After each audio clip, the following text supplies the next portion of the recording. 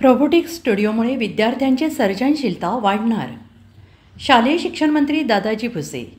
जिल्हा परिषदेच्या दाभाडी शाळेत रोबोटिक्स अँड AI स्टुडिओचे उद्घाटन. नाशिक दिनांक 25. जिल्हा परिषदेच्या दाभाडी शाळेत कार्यान्वित केलेल्या रोबोटिक्स अँड AI स्टुडिओमुळे विद्यार्थ्यांच्या सर्जनशीलतेला चालना मिळणार आहे.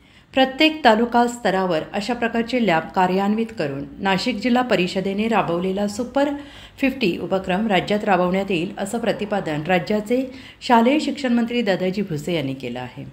जिल्हा परिषद नाशिक, शिक्षण विभाग मालेगाव आणि ग्रामपालिका दाभाडी यांच्या संयुक्त विद्यमाने आज सकाळी जिल्हा परिषदेच्या शाळेत रोबोटिक्स आणि AI मेकर स्टुडिओचं उद्घाटन मंत्री श्री भुसे यांच्या हस्ते करण्यात आले. यावेळी ते बोलत होते. यावेळी जिल्हा परिषदेच्या मुख्य कार्यकारी अधिकारी आशिमा मित्तल, सरपंच प्रमोद निकम, माध्यमिक विभागाचे शिक्षण अधिकारी प्रवीण पाटील, प्राथमिक विभागाचे शिक्षण अधिकारी भास्कर कनोज, गटविकास अधिकारी चंद्रकांत साबळे, गटशिक्षण अधिकारी निलेश पाटील आदी उपस्थित होते.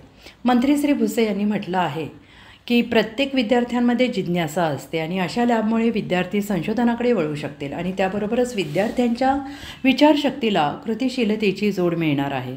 राज्यात सुपर 50 उपक्रम राबवण्याबरोबरच क्रीडा प्रबोधिनीच्या माध्यमातून विद्यार्थ्यांना कौशल्य विकसित करण्याची संधी देण्यात येईल. या लॅबच्या पाहणीसाठी तालुक्यातील जिल्हा परिषद शाळेचे विद्यार्थी भेट देतील. त्यामुळे दाभाडी ग्रामपंचायतीवरील जबाबदारी वाढलेली आहे, असंही मंत्री श्री भुसे यांनी म्हटलं आहे. श्रीमती मित्तल यांनी म्हटलं आहे की राज्य शासनाने 2047मध्ये विकसित महाराष्ट्राचे लक्ष्य निश्चित केलं आहे.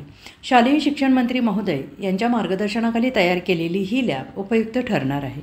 जिल्ह्यात 13 लॅब आहेत. या लॅबमध्ये 9 प्रकारची दालने आहेत. विशेष करून यात भविष्याचे नियोजन लक्षात घेऊन AI बद्दल माहिती देण्यात आलेली आहे. ग्रामीण भागातील विविध विषय सोडवण्यासाठी या लॅबचा उपयुक्त वापर होणार आहे, असंही त्यांनी म्हटलं आहे.